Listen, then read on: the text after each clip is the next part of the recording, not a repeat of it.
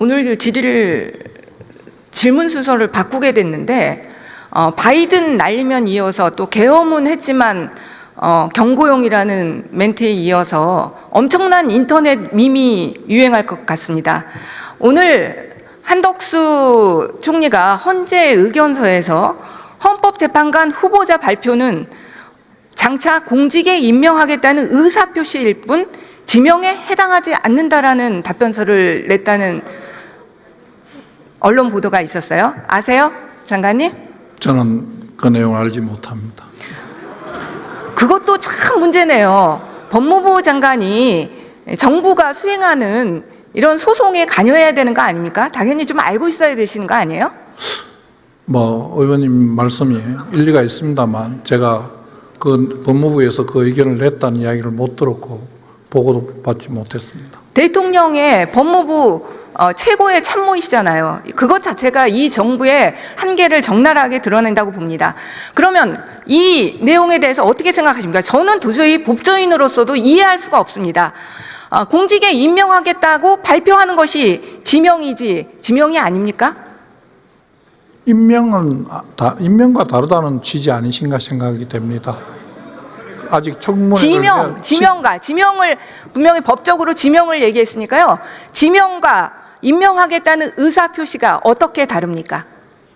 설명 좀 해주세요.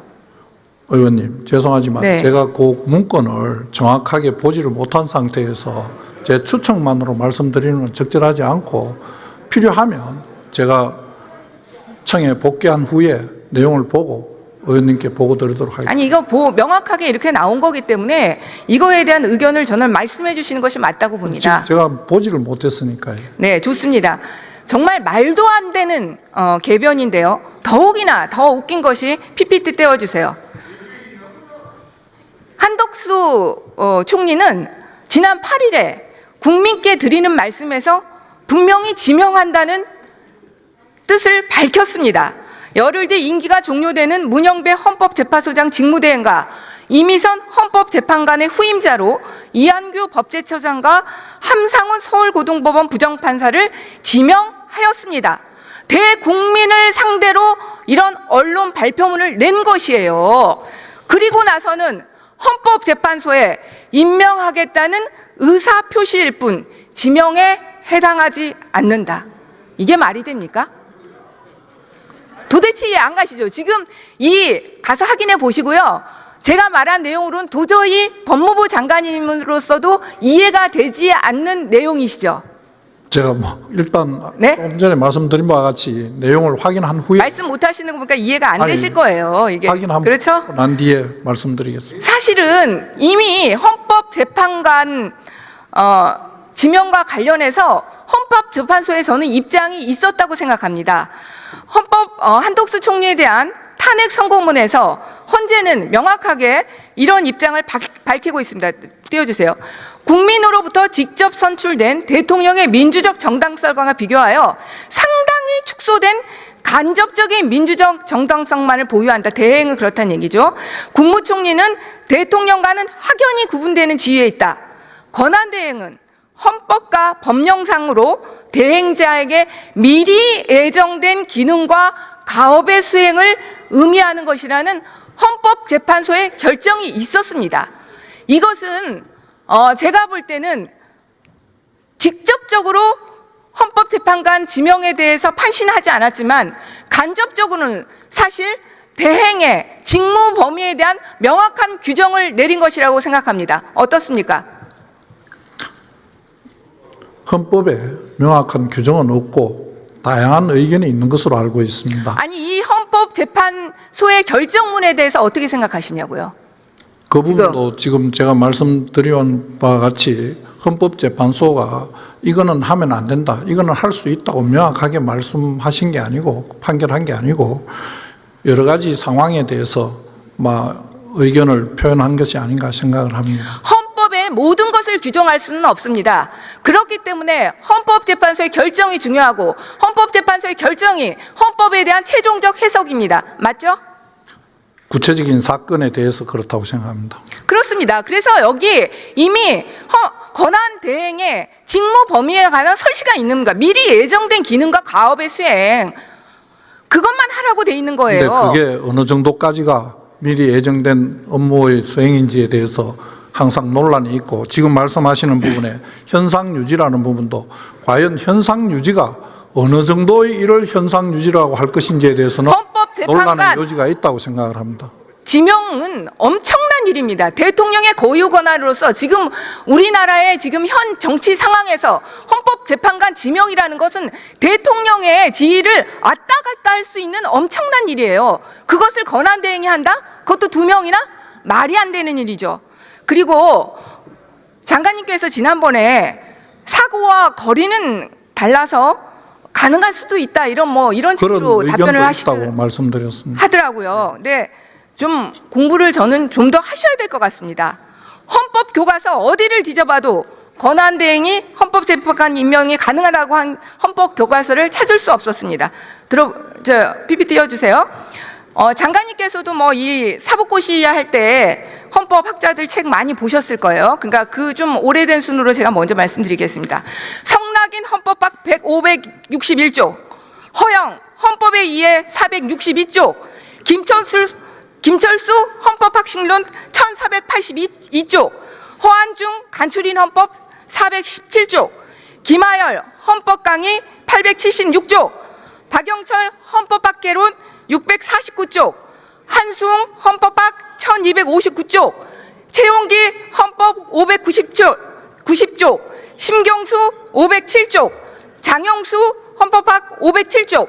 어떤 헌법 교과서를 살펴봐도 대행은 현상 유지적인 활동만 할 수 있게 되어 있다고 되어 있습니다. 더욱이 윤석열 탄핵과 관련해서 윤석열 쪽의 입장을 지지했던 허영 교수나 장영수 교수조차도 그렇습니다.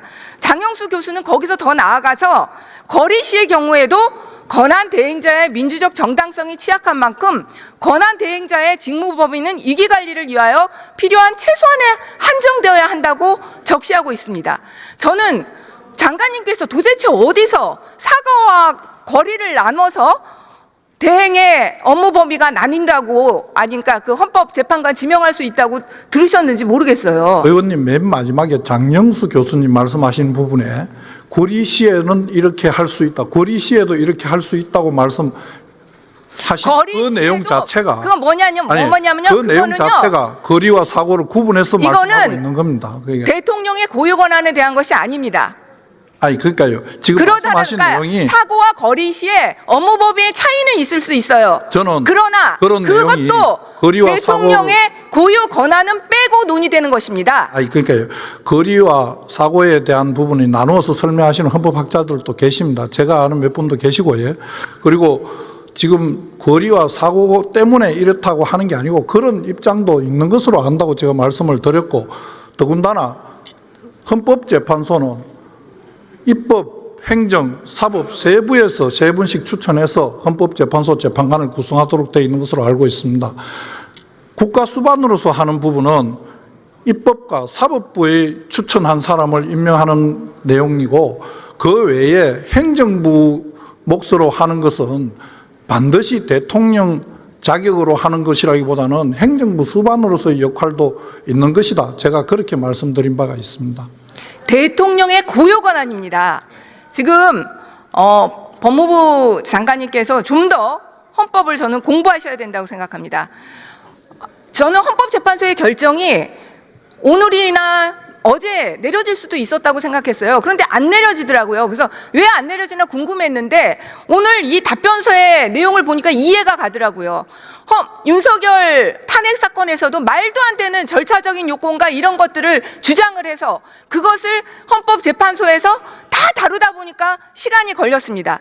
마찬가지로 이 가처분 사건도 이런 말도 안 되는 의사표시일 뿐 지명에 해당하지 않는다, 이런 주장들을 해대니까 저는 헌법재판소에서 시간이 걸린다는 생각이 들고요.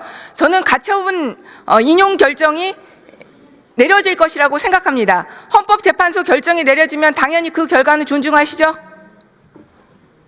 헌법재판소 결정은 그 자체로 존중을 받아야 된다고 생각을 합니다. 네, 만약에 가처분이 인용되면 좀 법무부 참모로서 너무 역할 잘 못하시고 계시다고 생각하시고 반성 좀 하시기 바랍니다. 저도 저 역할을 할 수 있게 권한 정지를 안 시켜주셨으면 한 4개월 동안 열심히 했었을 텐데 저 너무 억울했습니다. 근데 장관님 정말 그 말 하실 자격은 없다고 봐요. 내란죄와 관련해서도 아니 제가 무슨 내란을 했습니까? 아니요. 그러니까 제가 얘기한 건 내란죄 가담 여부를 떠나서요. 장관님이 제가 뭘 했던 국조특위에 나와서 한 내란죄에 대한 법률적인 해석이나 그런 부분들에 대해서 보면요. 도저히 제가 볼 땐 잘하셨을 거라는 생각이 전혀 들지 않습니다. 그런다고 증거 없이 탄핵을 할 수 있습니까? 자, 다른 주제로 질문하겠습니다. 여기 하세요. 대통령한테 얘기를 했어야죠. 법무부 참모로서의 역할 너무 못하셨다고 생각하고요. 자, 그다음에 윤석열 전 대통령은 지금 내란죄 말고도 범죄 종합 세트입니다. 너무나 많은 범죄 의혹들이 불거지고 있고 빠른 수사가 필요하다고 보입니다. 우리 당에서 윤석열 측근 비리 의혹을 찾아봤더니 100가지가 훌쩍 넘어요. 그냥 뭐 빨리 넘겨주세요. 너무 많으니까. 근데 이 중에서도 공직선거법과 관련해서는 빠른 수사가 필요하다고 생각합니다. 왜냐하면 공소시효가 지금 4개월 정도밖에 남지 않았어요. 그건 동의하시죠? 예. 네, 4개월 전에 이 공직선거법 빨리 끝내야 됩니다. 근데 그 공직선거법과 관련해서 너무 또 여러 가지 사건이 있어요. 지금 명태균 게이트 관련해서 공천 개입과 정치자금 문제가 있고 주가 조작, 도이치모터스 주가 조작 관련 허위사실 공표 문제, 그리고 불법 등록되지 않은 불법 선거 캠프 문제가 그렇습니다. 보통 우리가 공직선거법 수사할 때 신고되지 않은 선거사무소 운영이 밝혀지면 당선 무효용이 내려지죠. 보통 일반적으로요. 그거 제가 다 찾아봤어요. 양형에 장관님. 대해서 제가 뭐 일률적으로 말씀드리는 수사해 보셨잖아요. 이중 사무 등록수소는 굉장히 공직선거법에서도 중대한 범죄입니다. 그렇죠? 선거법에 중요하지 않은 내용은 없습니다. 양형 찾아보세요. 그것도 다 당선 무효용이 내려지는 사건입니다. 그런데 강남 에아랑 건물에서 불법 캠프가 차려졌다는 사실은 장관님도 보도를 통해서 보셨죠? 그런 논란이 있는 것으로 알고 있습니다. 잘 아실 거예요. 왜 그러냐면 이게 정상명 검찰총장 사이 건물 아닙니까? 근데 장관님이 모르신다는 게 말 되겠어요? 잘 많이 아실 것 같은데. 왜 반드시 제가 안다고 생각하신지. 아니 검찰총장 사이 그건 우리 법조계에서는 다 사실 알잖아요. 지금 건물주 김방흥, 김용식은 선거 당시 윤석열에게 1,000만 원 고액 후원했고 또 김용식은 윤석열 결혼지대 했던 정상명 전 검찰총장의 사이입니다.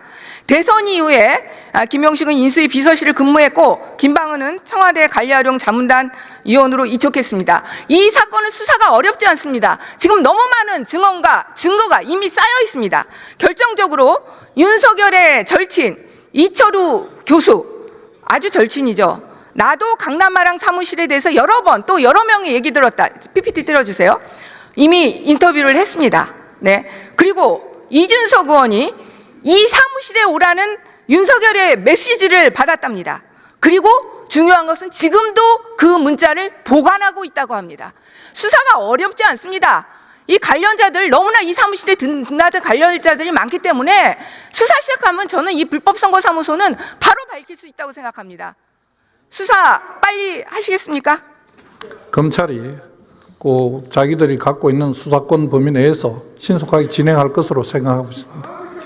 그리고 상관이 선거내 그 신고 내역에도 보면 이 선거사무소는 신고돼 있지 않아요. 그러니까 빨리 수사할 수 있고요. 그다음에 주가 조작 관련해서도 이미 검찰에서 김건희 모녀가 도이치로 23억 수익 냈다고 발표했죠. 아시죠? 그거는 수사 보도 자료 내용에 있는 내용들은 다 알려져 있는 것으로 알고 있습니다. 그러니까 장관님도 아시잖아요. 예? 장관님도 아시죠? 23억을 수익 냈다고 검찰에서 이미 발표했습니다.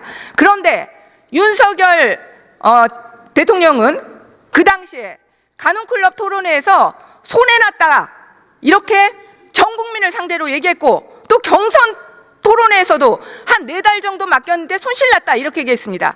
그리고 제 기억에는 통장까지 들고 나와서 언론에서 손해났다 이렇게 했던 기억이 있습니다. 너무나 증거가 명확한 사건입니다. 이거는 불러서 수사하면 바로 더 이상 수사할 것도 없어요. 불러서 조사하고 기소하면 되는 사건이에요.